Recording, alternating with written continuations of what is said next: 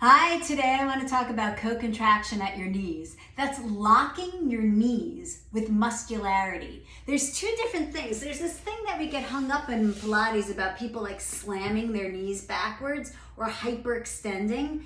There's a difference between slamming your knee backwards and actually locking your knee with co-contraction. We watch out, in Pilates people get kind of obsessed with softening their knees, and then that makes for weak quadriceps and hamstrings, sartorius and popliteus.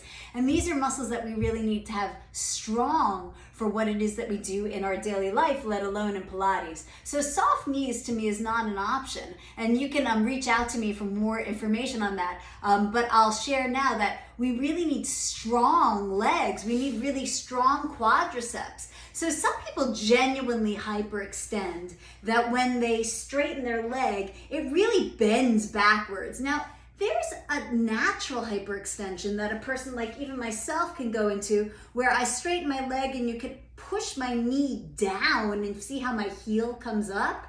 That's just a natural full range of motion of a knee. And that's not where we want to actually even lock. But a person who could go further than that has genuine hyperextension. And that's something for us to discuss again later on.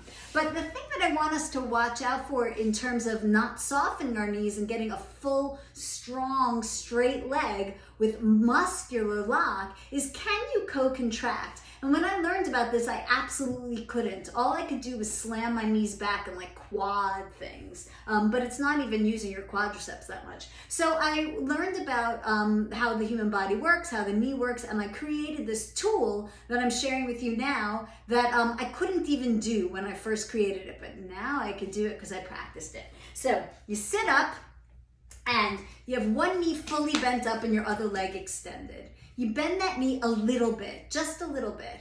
Flex your foot and dig your heel down. Right there you can feel your hamstrings and your glutes engage. Then keep your hamstring engaged, so keep digging that heel down and extend your leg, which means engage your quadriceps as much as you can still feel that back of leg. So dig heel down and extend leg. Right now you can see I could get to a fully straight leg and do that, but it's not how I started. So you dig your heel down, get your back of your leg to engage, your hamstrings engage. Keep digging your heel down and extend your leg.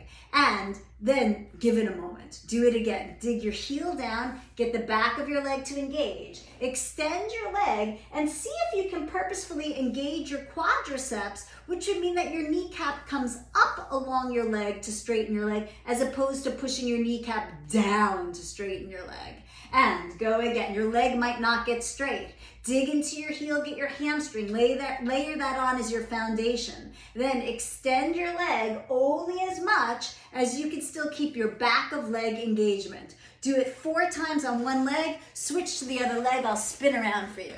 And you bend your knee a little bit, dig your heel down, get that hamstring to engage. Extend your leg only as much as you can still feel your hamstring engagement. Once you've lost it, you've gone too far. Give it a moment, do it again.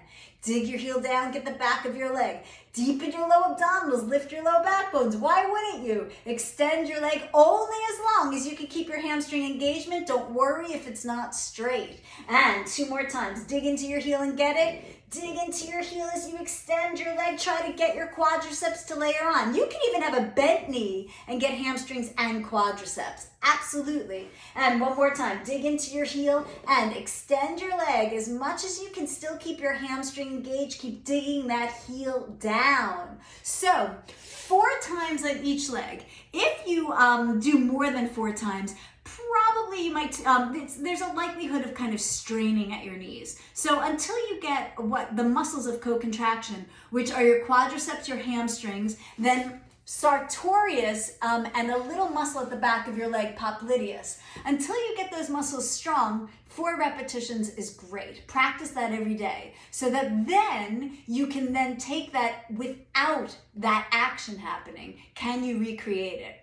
If you were in a full studio, the next best place to go, you would practice that on the mat like we just did, and then you'd come to a reformer. You'd set up for your footwork, and classically we do footwork toes, arches, heels, tendon stretch. And I would set up and I press down on the foot bar to press the carriage out, press down to return. Now you'll notice my toes are not on top of the foot bar. My space between my toes and the ball of foot is at the very front of the foot bar, so I can both push in and pull down at the same time so that you get your hamstring engagement as you reach away, hamstring engagement as you return.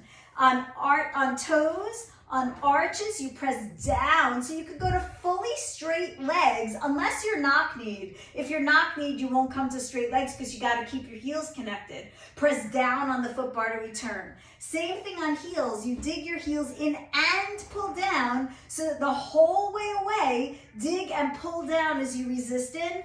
Same thing for tendon stretch. Same thing for stomach massage, running, and even pelvic lift. Can you get not just the push in, but push in and pull down?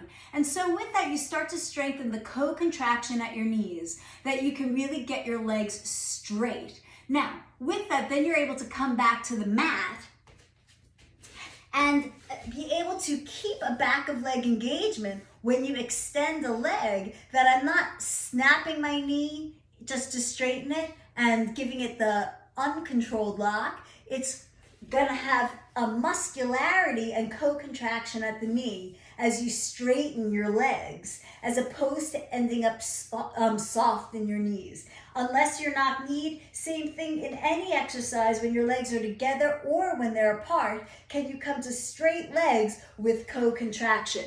Now that takes practice. So another place to practice it is in your spine stretch forward, or any time that your legs are down on the ground. Can you dig your heels down? Even if you don't have straight legs, get those hamstrings engaged and your quadriceps layered on top of it. I should have gone before that to single leg circles. The leg that's down, press into that heel, get the back of your leg engaged, and then layer on your quadriceps as you're gonna go for your circles. So play with that co-contraction. Use the tool that I taught just at the very beginning of lightly bending your knee, strongly dig your heel down, and work in opposition. Now there's a lot more to this, but this is a good place to start. Reach out with comments and questions and give it a go and let me know if I can help you in any way with this. So no soft knees, we need strong co-contraction at the knees. Thank you.